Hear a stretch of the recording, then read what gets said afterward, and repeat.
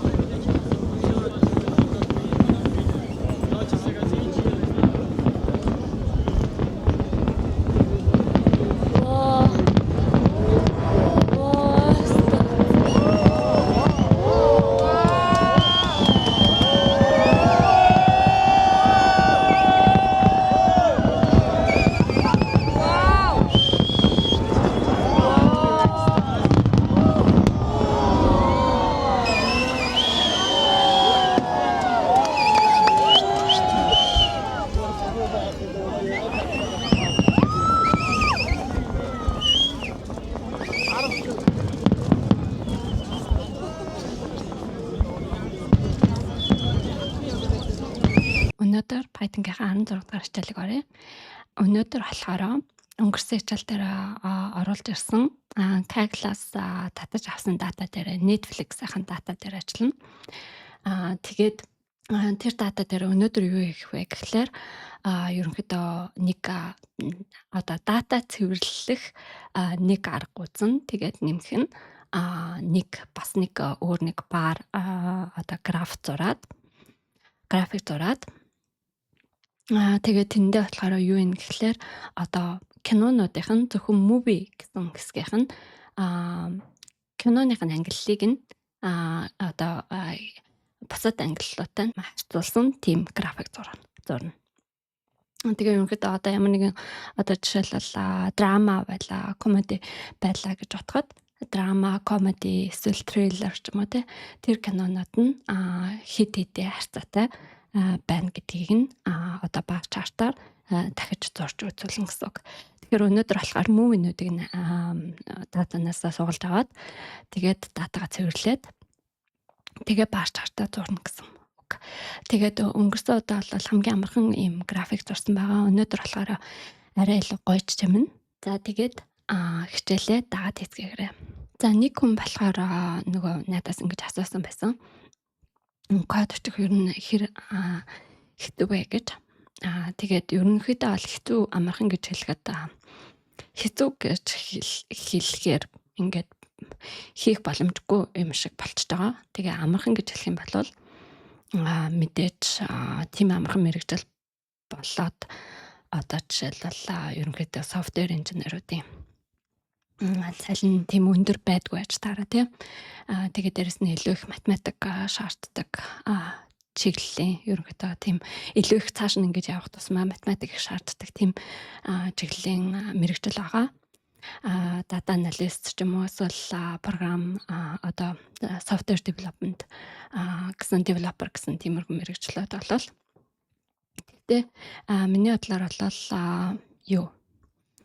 тэр асуусан хүн хэдэн насны ч юм уу тэгээд яг ямар төвшний суур мэдлэгтэйг нь мэдэхгүй. Тэгтээ бодвол асууж байгааг бол нэг бол арай жоохон бага насны хүүхд юм уу эсвэл насан турсан тэгээд ер нь эхлэж үзье гэж бодсон код очвол хэр орчих юм бол хэр хэцүү болоо гэж бодож байгаа хүн байгаа.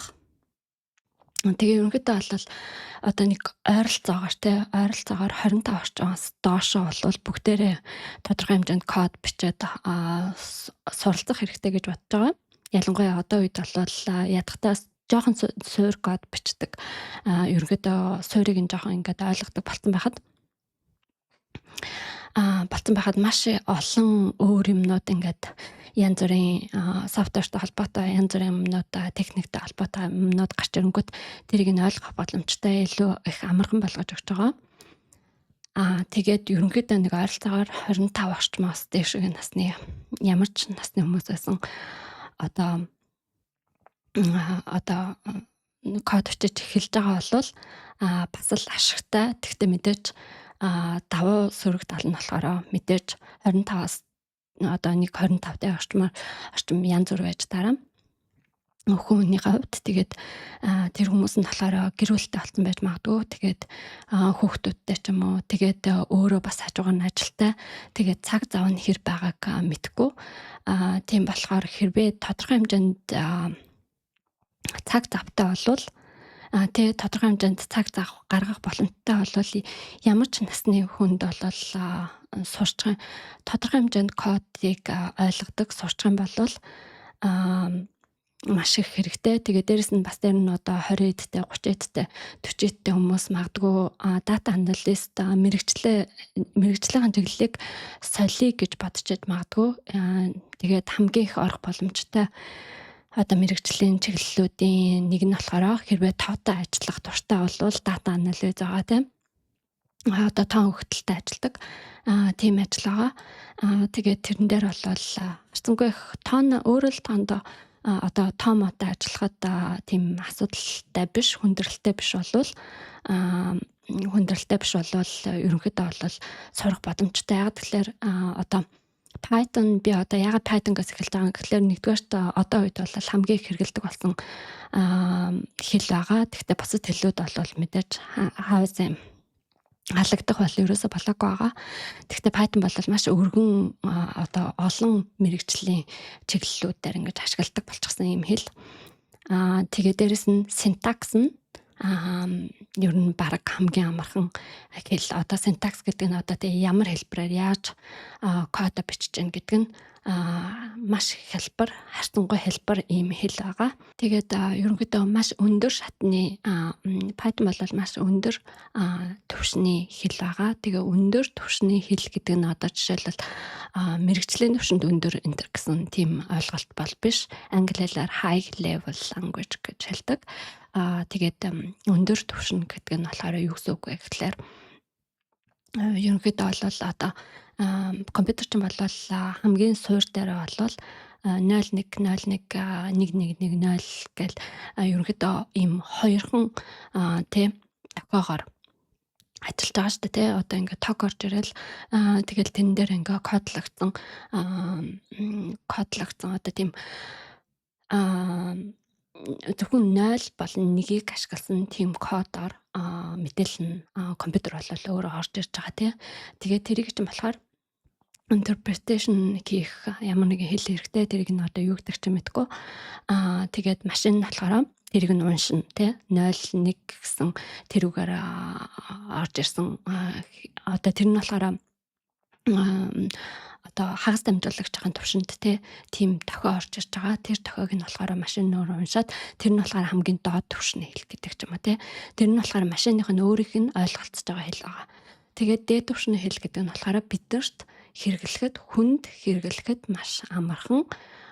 Тэгээд дээрэс нь бидний одоо мэддэг хэл дээр хэл одоо бидний мэддэг түвшинд ойлгоход маш хялбар болгосон тийм хэлийг болохоор тэгээд маш их дэд бүтцээр би одоо хийсэн тийм хэлийг болохоор одоо компьютерийн дэд бүтцийг яриад байгаа шүү дээ.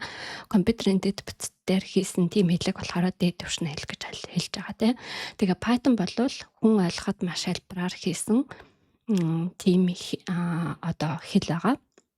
Тэгээд тийм учраас Python-ыг ингээд ойлгодог болчих юм бол ерөнхийдөө бол нэг хэлийг ямар нэгэн програм бичдэг хэлийг ойлгочход бусад хэлнүүдийг сурахад маш амархан болдог. Энэ нь болохоор яг нөгөө одоо гадаад хэлтэй адилхан байдаг. Ямар нэгэн гадаад хэл ингээд анханаас нь сураад нэлээд гайгүй ярьдаг болчингууд бусад хэлнүүдийг сурахад харьцуулж ингээд сурах тэр арга барил нь бол маш хурдан болчихдог. Тэ ерөнхийдөө ийм харьцуултууд тэгээ хэрэг хугацаа ордог, яаж сурах уу гэдэг арга барил болсон байдаг. Тэрэн шиг хэлээ одоо програм бичдэг хэлийг ч гэсэн сурахад ерөнхийдөө бол нэг хэл нэлээд гайгүй эзэмшсэн байхад бусад хэлнүүдийг сурахад харьцангуй амархан болдог. Тийм учраас одоо ерөнхийдөө жоохон ч гэсэн код бичээ сурчхад маш их ашигтай байгаа. Тэгээ маш олон юм дээр цаашдаа хэрэглэх боломжтой. Тэгээ ялангуяа ихэнх юмнууд ингэж их дижитал болсон үед те олон юм ойлгоход хэрэгтэй. Тэгээд мэрэгжлийн хэлбэр хэрвээ солих гэх юм бол бас юм хэрэгтэй байгаа. Тэгээд би одоо хичээл дээр юун дээр анхаарч байгаа гэхлээр хамгийн хийх боломжтой эхний ээлжинд хийх боломжтой юмнууд нь болохоор data analysis, data дээр ажиллах байгаа тий өгөгдөл дээр ажиллах. Тийм байгаа. Тийм учраас би болохоор эхлээд нэг юм суур ойлголтуудыг заасан функц гэж юу вэ? Хувьсагч гэж юу вэ? Энтэр гэх мэтлэн юм байж байгаад. Тэгээд би дараа нь одоогор болохоор дата дээр ажиллаж эхэлж байгаа. Тэгээд дата дээр ажиллаж эхэлж жоохон хилтэйг ингэж зохицож байгаа. Тэгээд дараа нь одоо юу ч юм те илүү их гүнзгий машин learning ч юм уу эсвэл software development ч юм уу ямар нэгэн application хийх ч юм уу тиймэрхүү юм хийж болох юм. Тэгээ миний одоо зөвлөх гээд байгаа юм нь болохоор ерөнхийдөө хэл гэдэг бол ерөнхий нэг дүрмүүд байгаа. Тэгээд бүтэц гэж байгаа. Тэрийг нь болохоор би ингээд зааж байгаа. Тэгээд миний хувьд бол би өөрийнхөө туршлагатаар ингээд ярих юм бол ерөнхийдөө одоо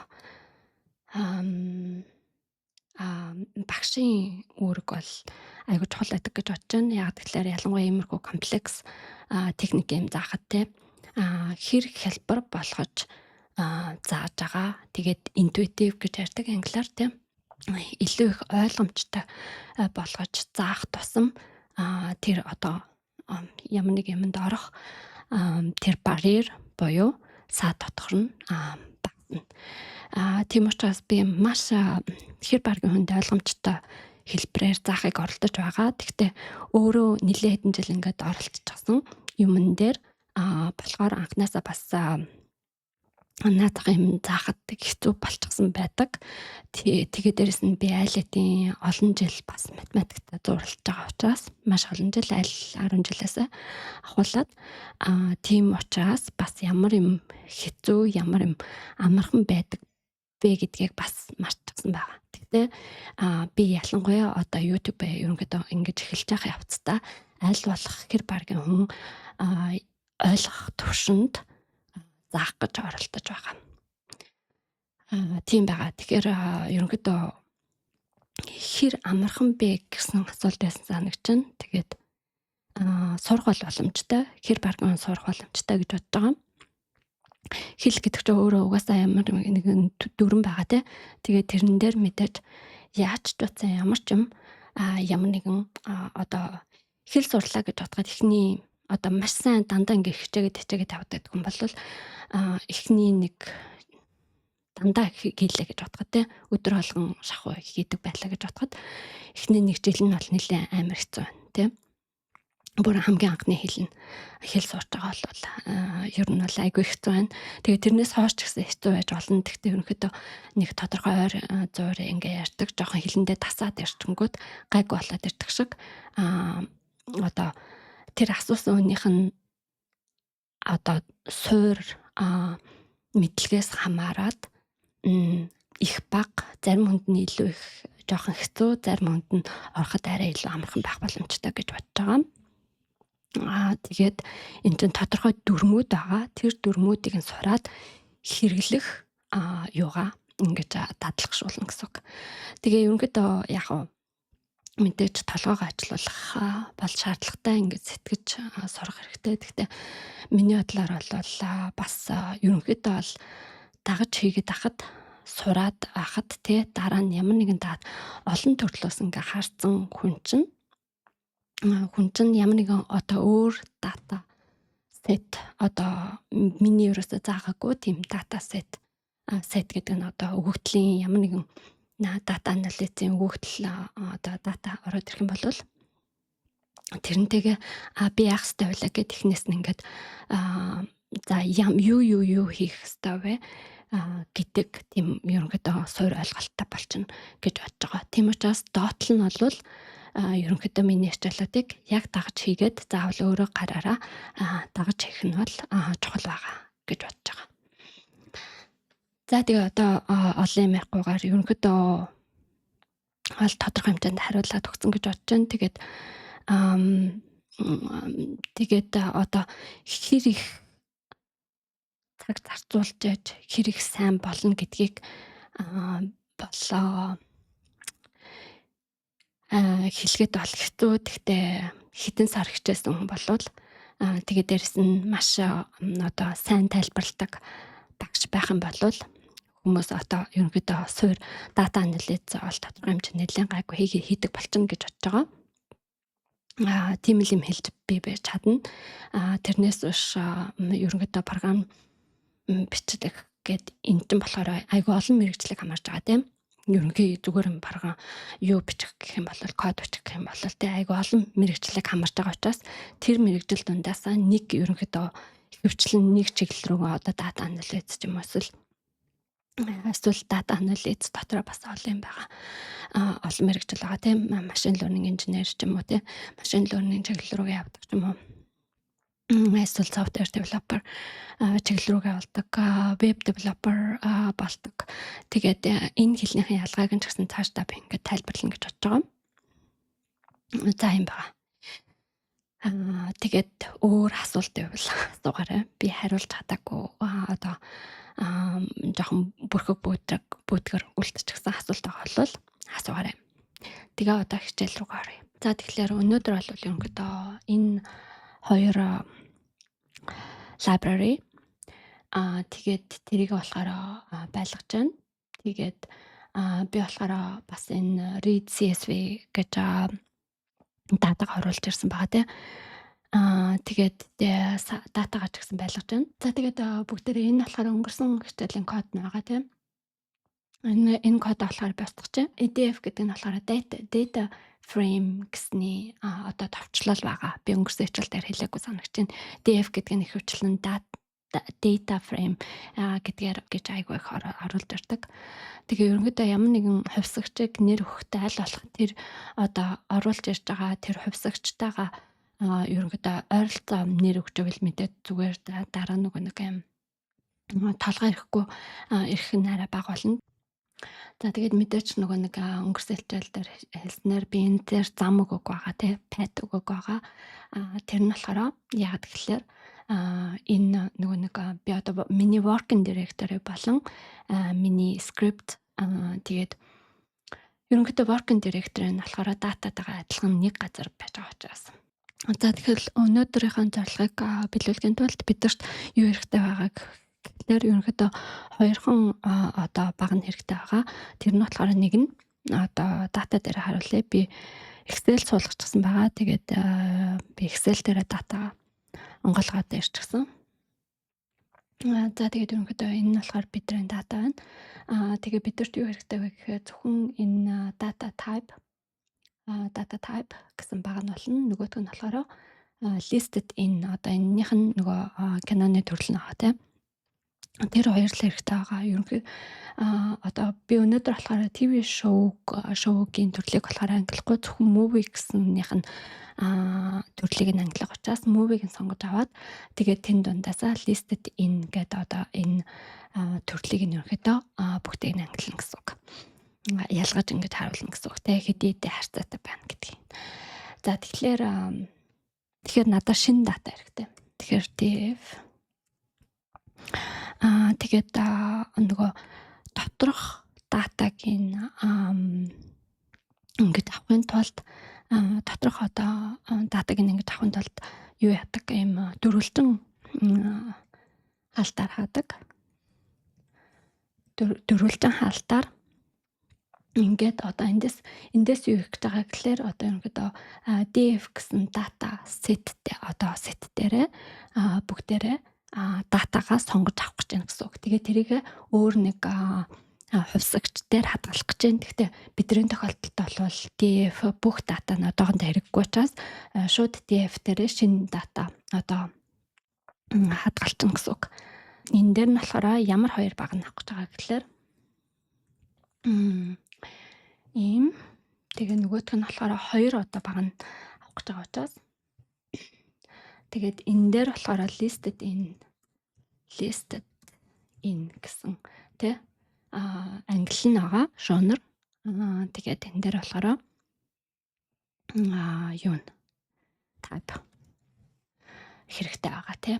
Тэгэхээр энэ нь одоо яа гэхэлэр энэ нь болохоор багныг сонгож авч байгаа гэсэн үг. Доторх дөрвөлжин хаалтанд байгаа нь болохоор одоо тэр датагийнхаа багныг нь сонгож авч ийн гэсэн үг. Тэгээд энэ гаднах хаалт тэгээд DF гаднах энэ дөрвөлжин хаалт нь болохоор бидний өмнө энэ DF гэж тодорхойлсон датасет дээр одоо хэрэгжилж гин гэсэн үг. Тэр датагаа сонгож авч гин гэсэн үг. Тэгэхээр ингэж байна. Тэгээ ингээд энэ дээр болохоор ингээд хоёр багнаа сонгоод авчихж байгаа. Тэгээ одоо бүгдээрээ датагаа англиа ингэж харуулахын тулд юу хийх ёстой вэ гэхлээр одоо type муу listed in genre нь байхгүй датаны өгөгдлүүдийг бол бүгдээр ингэж ангилж болохгүй учраас тэгээд тэр мэдээлэл нь дутагдж байгаа өгөгдлүүд цэгээдийг бол ангилж болохгүй учраас бүгдээрээ тэрийг нь бүх тийм хоосон нөхөдийг нь хань гэсэн үг. Тэн дээр нь болохоор ямар юу байдаг гэхлээр drop na гэсэн ийм функц байдаг. Drop na гэдэг нь болохоор Pandaгийн data frame-ийн фрейм дээр ашигладаг ийм функц байгаа тий. Тэгээд энэ юу гэж байгаа юм гэхлээр drop гэдэг нь хай гэсэн үг тий, гарга гэсэн үг. Хай гэсэн үг. Тэгээд энэ гэдэг нь болохоор not available-ыг тодорхой одоо товчилж бичсэн гэж бодож байна. Тэгээд яана гэхлээр ерөнхийдөө not available гэсэн хэсгүүдийг ерөнхийдөө хоосон тэр өгөгдөл дутж байгаа хэсгүүдийг нь бүгдийг гаргаж хайна гэсэн үг. Энэ тохиолдолд бид нар хоёр юм бүгдээрэнд нь байгаа тий. Team data дээр ангилж байгаа. Тэгэхээр ерөнхийдөө яана гэхлээр type юм уу, listed in юм уу, эсвэл хоёулаа дутагдж байгаа team датануудыг датагаасаа гаргаж хайна гэсэн үг. Тэгээд ерөнхийдөө энэ DF нь болохоор ямар дата болж хувирж байгаа вэ гэхлээр энд тодорхойлсон дата биш. Энд бол нөгөө бидний түүхий буюу raw data оруулж ирсэн байгаа тий.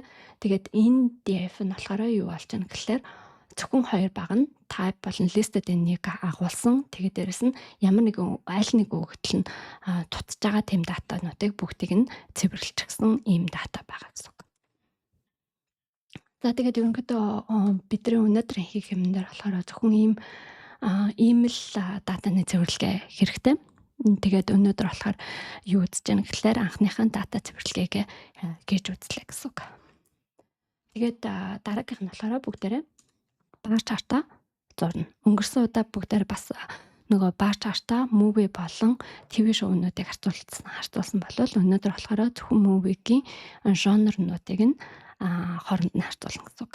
За тэгэхээр ерөнхийдөө би одоо болохоор зөвхөн movie-нуудыг ялгаж авах гэж байгаа. Тэгэхээр тэрэнд одоо яана гэхлээр movies гэсэн хэсгийг нь болохоор би ялгаж авах гэж байгаа.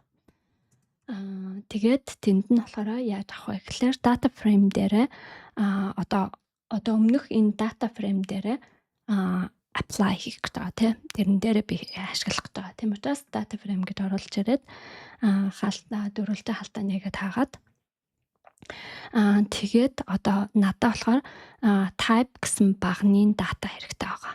Тэгэхээр type гэсэн багны дата нь болохоор яаж одоо би авах хэрэгтэй вэ гэхлээр одоо энэ дээр би type гэдэг өгчин тий. Энэ дээр надад заалаад байгаа. Энэ дээр надад type гэдэг өгч жоод тий. Энэ нь болохоор надад type-ийн багны датануудыг надад өгч жана гэсэн үг. Тэгэхээр тэрэн дээр болохоор бид нар мэдж байгаа зөвхөн хоёрхан төрөл байгаа. TV болон movies гэж байгаа. Тэгэнгүүт нь тэнд нь movies-тэй тэнцүүнүүдийг нь би одоо ялгаж авах гэж байгаа учраас movies гэдэг ингээд ялгаад авчихна гэсэн үг тийм. Тэгэнгүүт одоо энэ хувьсагчийн нэрээр хадгалагдсан датаных нь хэлбэрүүд нь бол бүгд movies л байна гэсэн үг. Өөр юу ч байхгүй тийм. За тэгэхээр бүгдээрээ одоо юугаар харах юм бол listed in гэдэг дата хэлбэрээ харах юм бол одоо энэ дата одоо entry гэж ярьдаг шүү дээ. Data entry гэдэг. Тэгээд тэдрийг нь харах юм бол одоо нэг кино байлаа гэж бодоход тийм movie байлаа гэж бодоход тэр нь одоо жишээлбэл энэ 8 стер movie-нууд байна. Тэгэхээр нь болохоор одоо зөвхөн юу биш байна тийм нэгэн жанр бол биш байна. Олон жанр бас жанраар хамаардаг байх нь. Одоо жишээлбэл драмад хамаардаг independent movies гэж байна. Тэгээ international movies гэх мэтлэн одоо энэ тохиолдолд бол 3 жанрт хамаарч байна. Тэгэхээр энэ жанруудыг нь болохоор бүгдээрээ яалгана гэсэн үг тий. Одоо нэг жанрт хамаарах киноных нь тоог нь тоолж байгаа учраас одоо олон давтагдах нь хамаагүйгээр одоо нэг кино одоо олон төрөлтөөр орох нь хамаагүйгээр бүгдээр ерөөсөө нэг төрөлтөөр хэдэн кино байгааг нь тоолох гэж байгаа. Тийм учраас ерөнхийдөө энэ листэд энэ гэсэн багантай ажиллах хэрэгтэй болж байна гэсэн үг. Тэгэхээр яа гэхээр бид одоо хамгийн түрүүнд болохоор 3 дахь багныг бүгдээрээ хийцгээе. Тэр 3 дахь баг нь болохоор genre гэсэн нэртэй байна тий.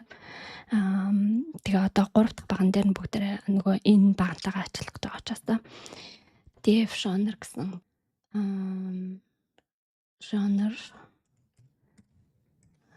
гэсэн DF movies тэгээд listed бүгдээрээ энэ нөгөө нэг movies гэсэн дата дээр ажиллах гэж байгаа.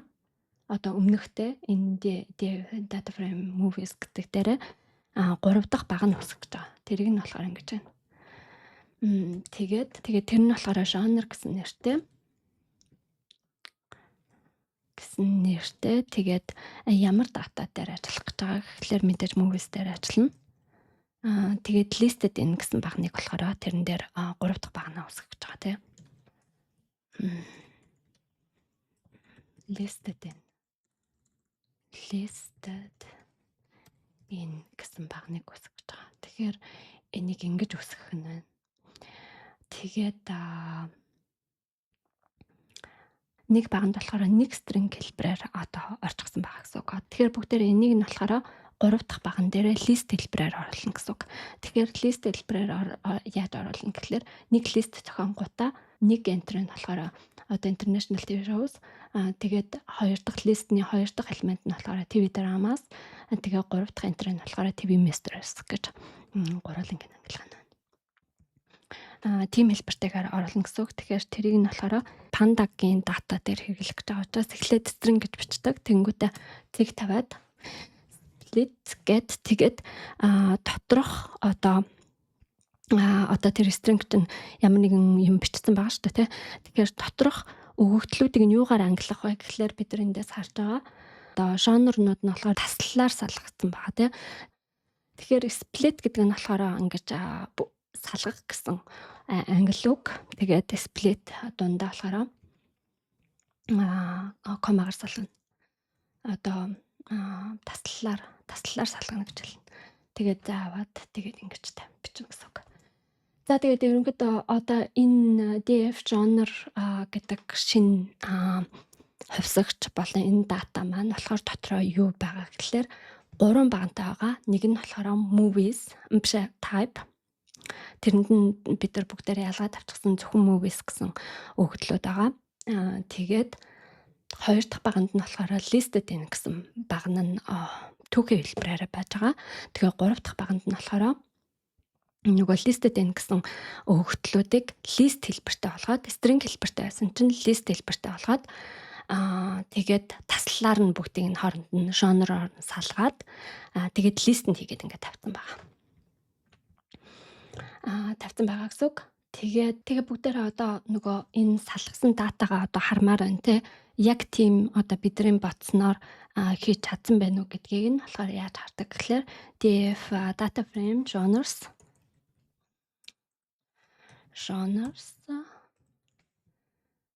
тэгээд head гэсэн функц байгаа те. Бид нар нэг удаа хэрэгжилжсэн. Head тэгээд дотроо болохоор бүгдээрээ одоо энэ айгүй олон дата ч болохоор бид нар хэлчихсэн шүү дээ. 8000 хэдэн нийтдээ одоо дата цэгнүүд байсан. Тэдний бүгдээрээ TV шоунуудыг бүгдээ нь хассан. Тэгээ хоосон өгөгдөлтэй эсгүүдийг нь болохоор бүгдийг нь хасчихсан байгаа. Тэгэхээр энэ нэг 3000-аас 4000 орчим эсвэл 5000 орчим ч юм уу 3000-аас нэг 5000 орчим датаны цэгүүд үлдсэн байгаа. Тэгэхээр мэдээж зөвхөн эхний хэсгийг нь үзэж байгаа учраас head гэж тавьчих тэнгүүд нөгөө эхний 5 мөр нь гардаг санагдана. Тэгэхээр print гэд head Ингээд гаргаад үзье. Тэгэнгүүт тийм байна те. Type нь болохоор зөвхөн movies.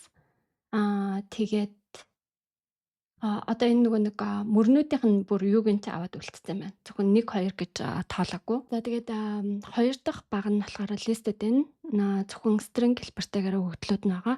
Тэгээ genre дээр нь болохоор бүгдийг нь list хэлбэртэй болгоод ингээ хуваагаад тавьсан байна. Энэ нь болохоор children family нь болохоор нэг л юм байна.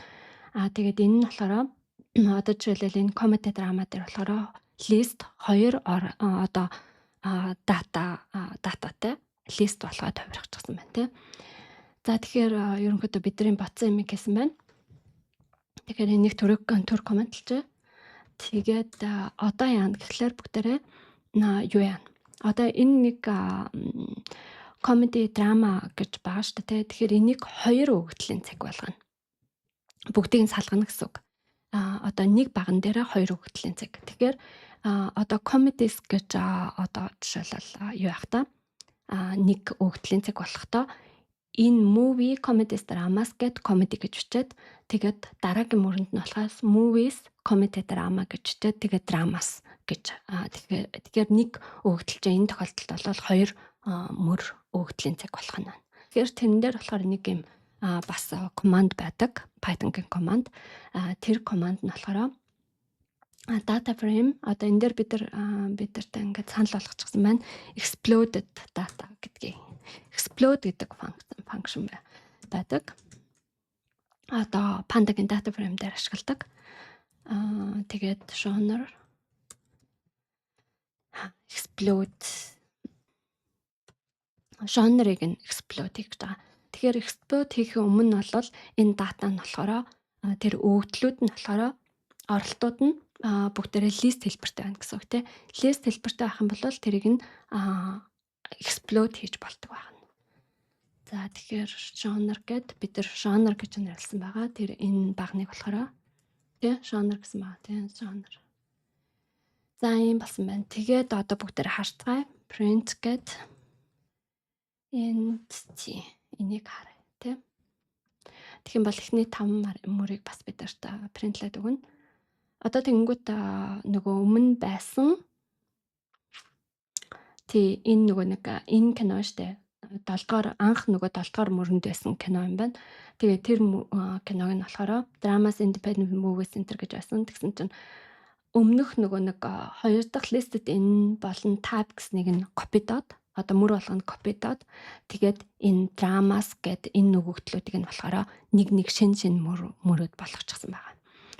Тэгэхээр бүгдээр одоо энэ дээр ч болохоор одоо энэ genre гэсэн багны дээр болохоор одоо бүх жанрнууд нь ингээд орчихсон байгаа гэсэн үг. Тэгэхээр тэр одоо unique entry боёо одоо дахин давтагдашгүй киноны хэлбэр болгоныг бүгдээрээ genre болгоныг бүгдээрээ тоолно гэсэн үг. Тэгэхээр тэрийг яаж тоолох вэ гэхээр movies genre counts гэж тэгээд df exploded бид нар санал болгоод өглөө тий. Энэ дээр нь болохоор df exploded тэгээд тэндээсээ болохоор нөгөө багнаа genre гэсэн л багныг бид нар тоолох гэж байгаа шүү дээ тий. Тэгэхээр тэгэнгүүт нөгөө энэ нь болохоор багныг нь авдаг. Genre гэсэн зөвхөн багныг авна. Genre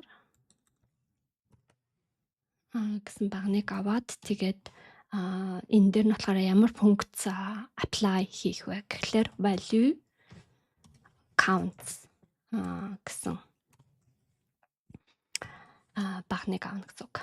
За тэгээд энэ head-гүйгээр ингээ авчээ. Тэгээд бүгдээрээ printlээд үзье. Print genre counts get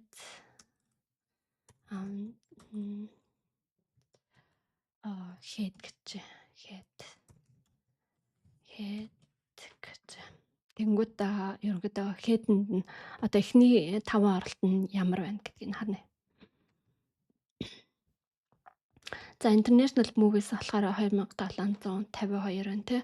Тэгээд драмаас болохоор юм байна, comedies болохоор юм байна гэх мэтлэн юм байна. Тэгээд энэ болохоор эхний 5 энтер байгаа. За ингээд тоолсон байна. Тийг нь тоолоход бол бүгдээрээ шууд ингээд тоолчихно. Linked гэдэг функц байгаа. Тэгээд энэгээр тоолж болно. Тэнгүүд хэд гэж гарч байна. 20 гэж гарч байна. Гэхдээ тэгээд ерөнхийдөө нийтдээ 20 төрлийн жанр одоо энэ Netflix-ийн дата дээр байгаа гэсэн үг юм байна. Тэгэхээр бүгдээрээ заавал ийм 20 байх шаардлагатай байна уу? Хэтэрхий шамбарлалцсан юм дата болчихно тий. Head гэдэг ийм функц байгаа. За тэрийг ашиглах юм бол эхний 12 томыг нь аавна гэсэн үг. Counts нь болохоор хамгийн их тооноос доошогоо бага тоорогоо явж ингэж ангилдаг. Тэгэхээр одоо бүгдээрээ плата зурна. Одоо энэ илүү юмнуудаа болохоор бүгдээрээ комментлж honor counts гэж байгаа. Тэрийг авчаа. Тэрийг цэг plot гэд. Тэгээ надаа угаасаа миний хэмэл уу явах юм болохоор ингээд өгчлөө. Өгөөд байна. Kind гэдэг дээр болохоор хэлбэр одоо ямар төрлийн график зурах гэж байгаа юм гэхлээр баар хэлбэртэй график зурах гэж байгаа гэсэн үг. За тэгээд ерөнхий нөгөө одоо нийт ингээд плотныхаа хэмжээг нь бас ингээд тодорхойлж болдог. Тэрэн дээр нь болохоор fix size гэж өгдөг. Size гэж өгдөг. Тэрэн дээр нь болохоор 16 гэдэг бидэрт санал болгочлаа тий. Тэнгүүд нь би тэрийг нь авчаа гэж бодож байна. Одоо энэ нь ерөнхийдөө 10 инч өргөөшөө тэгээ уртаашаа болохоор 6 инч гэж байгаа юм шиг байлаа. Plot library title гэдэг функцийг ашиглана тий. Тэгээд энэ дээр нь болохоор бүгдээрэнд нь санал болгоод өглөө top 12 movie genres on Netflix database гэдэг авчаа. On Kaggle гэж тий. Тэгээд plot нөгөө юу X болон Y гэдэг болов. Y axis-ийнх нь юуг нь label-ыг нь одоо нэрийг нь тавина. X label. Тэгээд мэдээж X нь болохоор genre нь байна.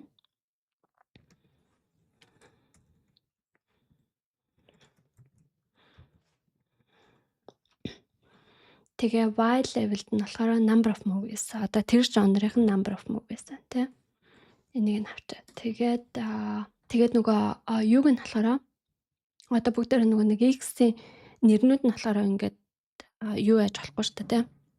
Одоо ингээд хоорондоо ингээд давцаж болохгүй шүү дээ тий. Тийм учраас X-Tix гэдэг ийм функц байдаг юм байна л да. Тэгээд тэр функцийг нь аваад тэгээд rotation-ыг нь тэрийг нь ингээд 45 градусаар ингээд налуулж зурх юм байна. Тэгээд одоо юу болохоор plot show гин тэгэнгүүт нөгөө plot ч болохоор бүгдээрээ графикийг нь яг гаргаж харуулна гэсэн үг. За одоохондоо бол жоохон царимутай байна тийм. Нөгөө юугаар нь зохицуулж болт юм байна. Одоо энэ нэг юм байсан. Тэрийг нь гаргаж ирээд би нөгөө доотл нь харагдахгүй болонгот нь энэ нь энэ дээр байсан байхгүй юу. Тэгээд энийг ингээд татаад гаргаад ирлээ. Тэгсэн чинь genre гэдэг одоо ерөнхийдөө X axis-ын X координатын нэр нь болохоор genre гэж байгаа тийм. Тэгээд number of movies нь болохоор энэ тон байгаа. Тэгээд энэ одоо гарсан тоонууд байна шүү дээ. Энийг нь бас бид нар өөрсдөө хэр нарийнаар тоолох уугүй юу гэдгээ бүгдээр бас зохицуулж болдог байгаа. Энэ нь болохоор автоматар зохицуулсан байгаа. Одоо бидний дата нь одоо 2000 гэсэн одоо 1000-2000-ын хооронд явж байгаа болохоор энэ нь болохоор цаанаас автоматар өгчихсэн байгаа. За тэгэхээр genre гэчээ тэгээ бүх ангиллуудыг нь болохоор заавал доор нь ингээ бичсэн байгаа. Comedies гэдэг. Тэгээ хамгийн их одоо өгөгдөл нь болохоор international movies гэд тэгээд dramas гэх мэтлэн musicals, horror movies, stand up comedy гэх мэтлэн ингэж ангилсан байна. Тэгээд одоохондоо бол айгүй царимт харагч байна те. Яагаад гэвэл зөвхөн автомат өнгөөрөө байгаа. Би энэ дээр өнгө тодорхойлоогүй учраас одоо ингээд цэнхэр өнгө шууд өгчихсэн байгаа. Тэгээд мэдээч ямар нэгэн одоо танилцуулга энэ төрт харуулахын тулд бол гоё үзэмжтэй хийхин тулд яаж хийх вэ гэдгийг бүгдээрээ харцгаая. За тэгэхээр ерөнхийдөө одоо нэг values counts гэж хэлэхээр болохоор ерөнхийдөө нэг жанр болгонд тэр жанрыг нь тоолоод нэг юм series гэсэн хэлбэртэй одоо series одоо бичгийн бодвол series гэсэн нэртэй ийм data type болгоод өгд юм байна. Одоо pandaгийн data type юм байна л та.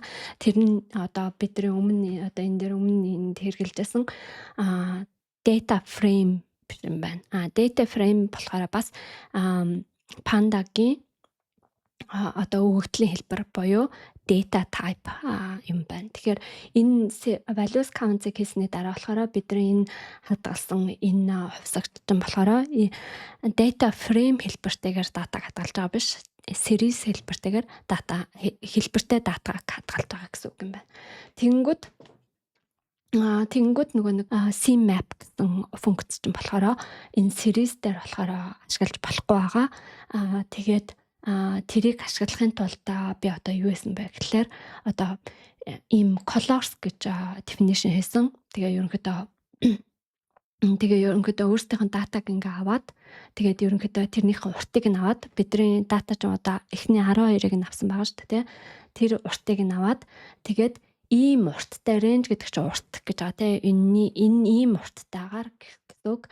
Тэгэхээр 12 урттайгаар одоо tab 20 гэсэн өнгөний одоо солонгон олон өнгөний ийм одоо Python-ы өөрийнх нь юу байгаа одоо ийм сонголтууд байгаа. Тэгээд цаанаас огчсон tab 20 дээр бол ерөнхийдөө яг тийм өнгөнүүд байна гэд ангилчихсан байгаа. Тэгээд matplotlib color map ийм товчлол CM-ийг аваад тэгээд тэндээсээ tab 20 гэсэн одоо tab 20 нь болохоор 20 өнгө ингээд яг fix 20 өнгө тогтсон 20 өнгө байгаа. Тэгээд тэндээс нь болохоор бүгдээрээ хэдэн өнгөийг нь авна гэхлээр 12 өнгөийг нь аваад энэ colors гэсэн өнгө юм дээр одоо хувьсагч дээр хадгалчлаа гэсэн үг. Тэгэнгүүтээ одоо color гэсэн параметр байгаа. Тэр параметрыг нь болохоор одоо бидний өөртөө энэ тодорхойлсон энэ colors гэсэн хувьсагчтай болохоор энэ дээр өгч байгаа. Тэгээд ерөнхийдөө 12 юм баар байгаа болохоор тэрэн дээр нэгэн дээр нь өөр өнгөнүүд ангилаад өгсөн гэсэн үг. Тэгээ бүгдээрээ одоо энийг плотлаад үзье. Тэгэнгүүт энэ дээр гараад ирлээ. Бүгдээр ингээ өөр өнгөөр яагаад өгсөн байна те. Ерөнхийдөө энэ хэмжээнүүдийг те жишээлбэл одоо энэ нэг координатын жишээлбэл нэр нь одоо тийм энэ координатуудын нэр нь юм арай л жижигхан харагдаж байна те. Энийг нь арай том болгох ч юм уу эсвэл өнгийг салгах ч юм уу эсвэл тийм гонсог болгож олно. За тэгээ өнөөдөр болохоор бүгдээрээ кинонуудыг нь жанраар нь ялгаж үзлээ. За тэгээд энэ хичээл болон өнгөрсөн хичээл дээр болохоор илүү аппликейшн талтай тийм одоо calculus татаж гаргаж ирээ. Тэгээд одоо нэг татаж гаргаж ирээ. Тэгээд нэг багц дата анализ хийх одоо аргуудтай суралцлаа. Тэгээ график зурах те. Тэгээ ерөнхийдөө жинхэнэ амьдрал дээрх одоо real world гэдэг шүү дээ. Real world data-даар яаж ажиллах вэ гэдгийн зах зохийг үзлээ. Тэгээд би дараагийн хичээл дээр одоо энэ чинь ерөнхийдөө Python-гийн хичээлүүд чинь ерөнхийдөө суур нэг тогтоох хичээлүүд явж байгаа шүү дээ. Тийм учраас дараагийн хичээл дээр болохоор object oriented programming гэсэн ухагтхууны талаар ярих гэж бодож байна. Тэгээ Python дээр бид нар одоо яаж ашигладаг талаар тэгээ ерөнхийдөө Python чинь ямар structureтай одоо бүтцтэй байдаг талаар би та нарт тайлбарлаж өгье гэж бодож байна. Тэгээ ер нь object oriented programming гэдэг бол ерөнхийдөө тэр чигээр нь programming language ойлгоход бол маш чухал юм байгаа. Тэгээд энийг нь ойлгох юм бол хэрэглэхэд бас ерөнхий ухагтхуунаар нь хэрэглэхэд бас хасангүй хэлбэр болно. Би ер нь юутай ажиллаад яг ямар бүтцтэй юмтай ажиллаад байгаа гэдэгтээ ойлгох болно. Тийм учраас дараагийн хичээлд болохоор би энэ дата дээр ажиллах биш харин object oriented programming гэдгийн талаар тайлбарлах болно. Тэгээд тэрнийхэн дараагийн хичээл дээр болохоор би энэ датагаа үргэлжлүүлээд ажиллах байх гэж бодож байна. Гэхдээ тэрнээс өмнө бас нөгөө array-ийн талаар эхлээд ярьж магадгүй. Гэхдээ тэрийг болохоор тэрний одоо дараагийн хичээлийн 17 дугаар хичээлийнхэн дараа нь шийдье гэж бодож байна. Тэгээд ерөнхийдөө array-тэй би одоо энэ нэг юу ажиллаад байгаа шүү дээ. Одоо энэ data frame гэсэн data type-та ажиллаад байгаа. Тэгээд тэрнтэйгээ яаж одоо Python дээр харилцах талаар өнөөдөр болохоор би та нарт болохоор өнөөдөр болон өнгөрсөн хичээл дээр болохоор шууд багныг ингэж ийм нэртэйгээр ингэж авнаа гэл ингээд ярьчаад байгаа тийм. Тэгэхээр энэнийхээ талаар энэ array болон data frame гэсэн юмнуудыг болохоор нэг хичээл дээр болохоор тусдаа бүгдийн сайхан яаж ашигладаг, ямар утгатай гэдэг талаар тайлбарлах хэрэгтэй гэж бодож байна. За тэгээд ойлгомжтой байсан байх гэж найдаж байна. Тэгээд хэрвээ миний хичээл тодорхой хэмжээгээр ойлгомжгүй байх юм бол эсвэл ямар нэгэн санал хүсэлт байх юм бол доор комментэн дээр бичээрэй. Тэгэх юм бол би тэрийг дараагийн хичээл дээр одоо ямар нэгэн одоо нүх гарсан байх юм бол тийм gap байх юм бол миний зааж байгаа юм дээр одоо би энэ дараагийнхаа сэтгэлийг өсөрж ороод ах юм бол та нар за энийг нь ойлгосонгүй энийг нь тайлбарлаад өгөөрэй гэд ингээд доор комментэн дээр бичиж өгөөрэй. За тэгээд дараагийнхаа 17 дугаар хичээл дээр уулзтлаа. Бүгдээрээ түр баярлалаа.